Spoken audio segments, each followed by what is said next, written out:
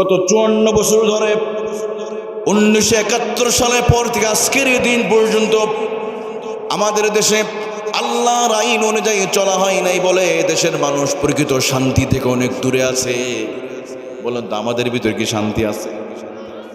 কুত্তা বিড়ালের ভিতরে যেই শান্তি আছে সেটা মানুষের ভিতরে নাই। কখনো শুনেছেন কুকুর কুকুরকে মার্ডার করে, বিড়াল বিড়ালকে হত্যা করে, অথবা একটা বিড়াল আর একটা বিড়ালকে মার্ডার করে অথবা অসুস্থ বানায় হাসপাতালে ভর্তি করে মামলা দেয়? দেয় কারা? তাহলে প্রাণীদের ভিতরে শান্তি আছে? আকাশে তাকান, চন্দ্র সূর্য, তাদের মাঝে ঝগড়া নাই, মারামারি নাই, হামলা নাই, মামলা নাই। পদ্মা, মেঘনা, যমুনা নদীর অথই জলরাশির নিচে যে প্রাণীগুলো আছে, মাছের ভিতরে কোনো মারামারি নাই, কোনো হল দখল নাই, তাদের ভিতরে কোনো ঝগড়া নাই। তাহলে সমস্যা কাদের ভিতরে? মানুষের ভিতরে। আমাদের ভিতরে সমস্যা, অথচ কথা ছিল মানুষ শান্তিতে থাকবে। আর এই জন্য আল্লাহ তাআলা শান্তির ট্যাবলেট আল্লাহ কোরআন পাঠিয়েছে। কথা বলেন ঠিক কিনা? ফামান তাবিআ হুদায়া ফালা খাউফুন আলাইহিম ওয়ালা হুম ইয়াহজানুন।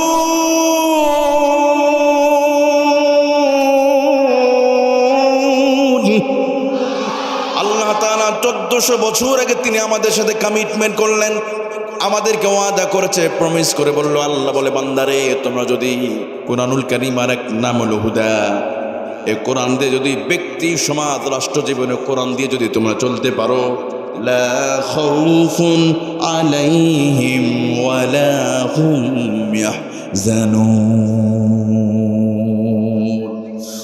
আল্লাহ তাআলা জানিয়ে দিলেন কোনো ভয় থাকবে না, কোনো টেনশন থাকবে না। নারীরা রাস্তায় চলাফেরা করবে, কেউ তাদের কটু কথা বলার কোনো সাহস পাবে না। এই নিশ্চয়তা দিয়েছে কে?